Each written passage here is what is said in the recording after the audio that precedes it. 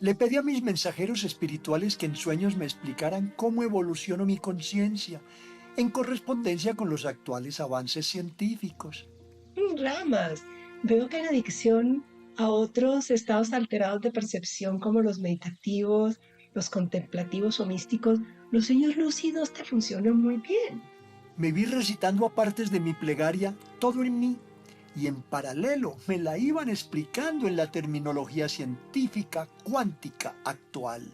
Conozco esa plegaria muy bien, hace parte de mí, encierra una profunda sabiduría.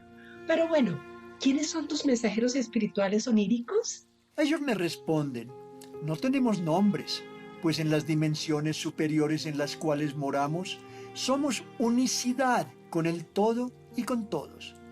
Su comunicación onírica conmigo la asemejo a un coro angelical, sin palabras como las de nuestros idiomas, que me dan la sensación de que me han explicado todo lo que anhelo saber a mi nivel actual de entendimiento. ¡Ay, cuánto me alegro de tus experiencias! Ahora, ¿qué significa que continúas disfrutando tu experiencia onírica en este instante?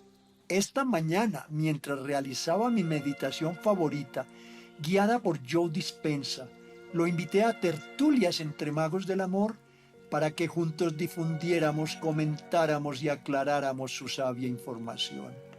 ¡Aceptó! Esto es maravilloso. Bienvenido, Joe. También conozco muy bien tu sorprendente experiencia de autosanación.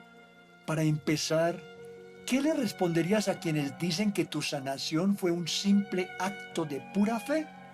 Fe es creer, sobre todo en el pensamiento. Claro, el pensamiento es el mensajero de la creación.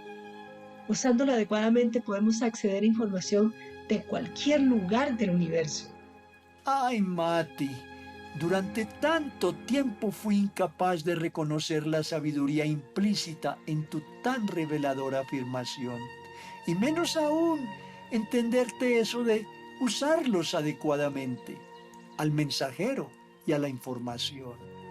Ambas cosas las estás logrando desde que empezaste a despertar tu conciencia.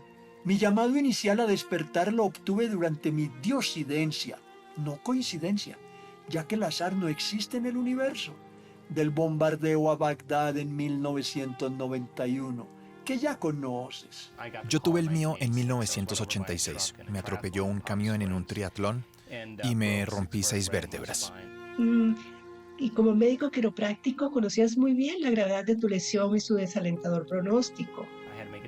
Tuve que tomar la decisión de si apoyaba el enfoque quirúrgico o si yo mismo podía sanarme. Elegí lo segundo. Así inicié este viaje para lograr cambios internos y medir sus efectos en nuestros cuerpos. Yo también tuve una situación donde una vértebra cervical me impedía el libre movimiento del cuello y me produjo una parálisis total del brazo derecho. Puse en práctica lo mismo que tú, la conexión con el poder de vida dentro de mí para sanarme y me recuperé completamente. Tomar decisiones como esas y verificarlas significa que se atrevieron a trascender las barreras de sus limitantes creencias culturales. Joe, ¿cómo lograste sanarte en solo 6 semanas? Enfrenté momentos muy difíciles. Tenía fragmentos de hueso incrustados en la médula espinal. Podría quedar paralítico. Tengo la certeza de que existe un poder en nosotros que nos da la vida. Cuando enfrentas una crisis o trauma, es asombroso cómo nos enfocamos en lo que no queremos que haya sucedido en vez de lo que sí queremos que pase. ¿Hasta cuándo necesitaremos crisis o traumas para dejar de buscar afuera lo que siempre ha estado adentro? Enfocarnos en lo que no queremos que pase es la trampa del ego. Esa es la gran paradoja. Nos dejamos atrapar por aquello que no deseamos y perdemos la gran oportunidad de enfocarnos en ese extraordinario poder propio del ser humano. ¿Cuál fue tu primera decisión, Joe? Me dije, si esta inteligencia es real y me está dando la vida, voy a comunicarme con ella. No permitiré que se me escape ningún pensamiento que no quiera experimentar. He aquí la gran clave, el manejo del pensamiento. Enfocar nuestro pensamiento las 24 horas del día en pensar solo aquello que estamos buscando lograr. Seleccionar conscientemente el pensamiento, desechando los que no nos conduzcan hacia el propósito, en este caso, conectarnos con el poder que está en cada uno de nosotros y sanarnos. Ahora sé la importancia de seguir los pasos del proceso de la magia del amor, para así comunicarnos inequívocamente con esa inteligencia superior. Suena fácil, pero esas 6 semanas fueron las noches negras de mi alma. No podía lograr que mi mente hiciera lo que quería. Y si me frustraba o enojaba, se volvía peor. Los pensamientos nos esclavizan muy fácil si los dejamos sueltos. Aquí está el punto más crítico, porque en general no estamos entrenados en dirigir los pensamientos de manera voluntaria y nos cuesta mucho lograrlo, pero se logra. Empecé a descifrarlo a partir de la segunda semana y las cosas comenzaron a cambiar. Apenas comencé a notar cambios físicos en el cuerpo, los relacioné con lo que hacía mentalmente y me concentré con entusiasmo en ello. Empecé a sanarme rápidamente. Me comprometí a que, si volvía a caminar, pasaría el resto de mi vida estudiando la conexión mente-cuerpo-materia. A eso le he dedicado la mayor parte de mi tiempo. Mientras recitaba en sueños, Padre mío que estás en mí, hágase tu voluntad en mí porque tú eres mi voluntad. Mis mensajeros me la traducían en términos que expandían mi íntima relación creador-criatura. Así, amoroso campo cuántico, estado supremo de conciencia, te entrego toda creencia enquistada en mí que me ha conducido a sufrir, para que tu maravillosa inteligencia la organice y ejecute de la manera que sea perfecta para mí. Los pensamientos son el lenguaje del cerebro y los sentimientos del cuerpo. Lo que pienses y sientas crea tu estado de ser. Si tienes pensamientos que te hacen feliz, ellos producirán ciertos químicos en tu cuerpo para que comiences a sentirte de la manera exacta en la que estás pensando. En el momento en que te sientes de la manera en que estás pensando, comienzas a pensar de la manera en que te sientes. ¡Qué círculo vicioso! Creo que es el origen de la trampa de la ignorancia en la cual caímos las flamitas con pinches, chispas divinas, en cuerpos humanos cuando voluntariamente abandonamos el paraíso terrenal. La redundancia de ese ciclo al pasar el tiempo hace que el cuerpo se convierta en la mente. Eso se llama hábito. Esto es ciencia. El 95% de lo que somos a los 35 años es un conjunto de comportamientos memorizados, reacciones emocionales, creencias, percepciones y actitudes, que funcionan subconscientemente como un programa de computadora. Nuestros cuerpos saben más que nuestros cerebros. Programa que repetimos automáticamente cada vez que nos sentimos de una manera que coincida con esas creencias, con esas percepciones y actitudes allí preinstaladas. Con la redundancia de ese hábito sentir-pensar, a lo largo de los siglos, convertimos nuestros perfectos campos unificados espíritu, mente, cuerpo, con los cuales nos dotó nuestro Creador, en egos, para que pudiéramos fingir estar separados del amoroso campo cuántico.